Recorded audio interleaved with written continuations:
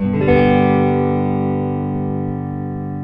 just love the feeling of when a guitar is done and you play that very first chord through an amplifier and the pickups are all working, all of your wiring is working, the setup is working, and the strings just ring.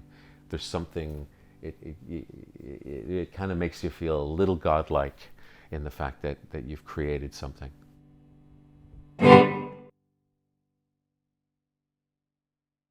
My name's Dave Semple. I've been in London for just over 30 years and been working on guitars for about 15. My company is called Phoenix Guitar Works, and it sort of comes from giving second life to older instruments, giving second life to doing repairs to make guitars work better, so that people get to enjoy them for another time in their life. Making guitars came from wanting a guitar. There was a particular guitar I wanted and I just couldn't find it in any other guitar store. So I started ordering in parts, and I came very quickly to learn that guitar building is very similar to Lego. It's about having the right parts and having them fit together in the way that you want them to get the guitar that you're looking for. The foundation of the skills that I learned really came from my dad. My dad had a little shop in his basement for doing repairs and stuff around the house. I learned to work with wood because of him. I learned to work with tools, and I still have a bunch of his tools down in my shop that I still use, which is kind of cool because my dad passed away about 13 years ago, and every time I work in the shop, I feel like I'm working with him because I'm still using some of his tools.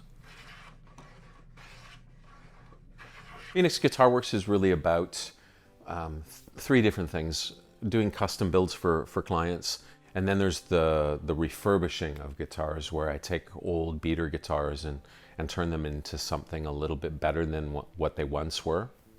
And then I guess the last part is really doing the repair work for guitars that people have. I like finding old guitars in pawn shops. They might have been loved at some point, but they've been sitting in their basement or in their garage for years and nobody's touched them.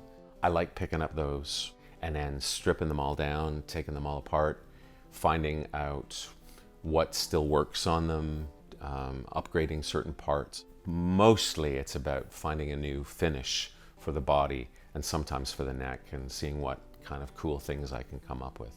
Some of the techniques that I've ended up doing have been non-traditional in terms of finishes, are using fire, using transformers to put Lichtenberg burning, which is a fractal pattern burn onto wood. That's kind of a fun, it's a little dangerous because you could get electrocuted while you're doing it, but it's a lot of fun to watch. I gotta say, the part that I enjoy most about guitar building is doing really unique finishes. Whether it's with stains or whether it's using fire to burn. I love wood grain. There's certain woods have really great patterns in them and things that are right in the wood. And you can see them when you've sanded it, but it's when you put a finish on it and you put a stain on it or you burn part of it or whatever, that's when the grain really pops and really becomes beautiful. I inlay a 1966 penny. 1966 is the year I was born, so that's why it's a 1966. I have over 40 electric guitars. I don't really need over 40 electric guitars, according to my wife. My favorite ones are still the ones that I built earlier on. There's a Strat.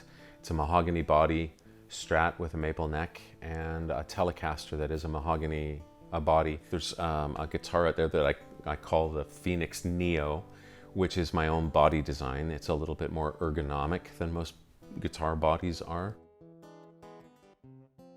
I really like the artwork guitars. I like the collaboration of it with somebody else. There's certain things that I can't do, and it's great to find someone else who can do them.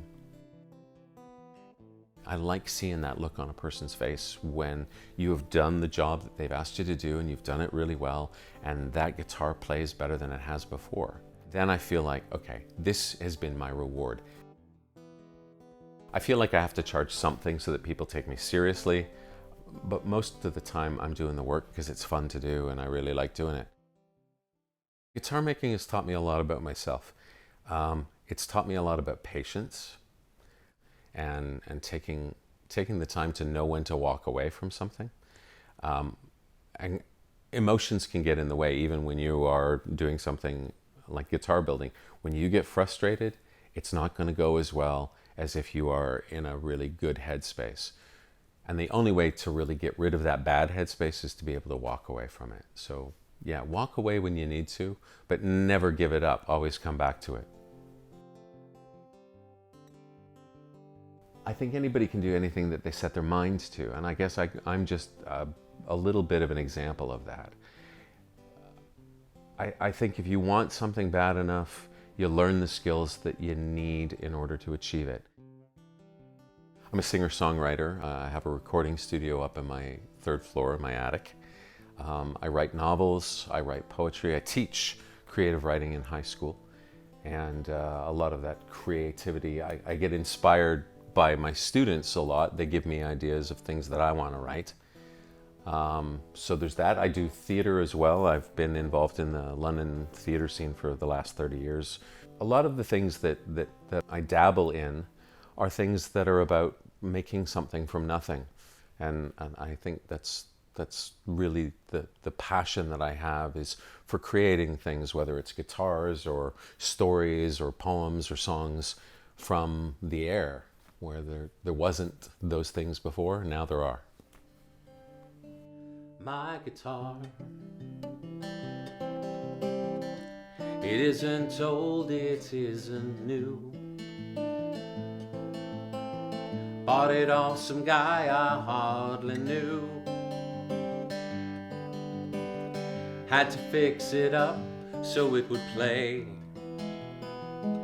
Now it sings with me in harmony.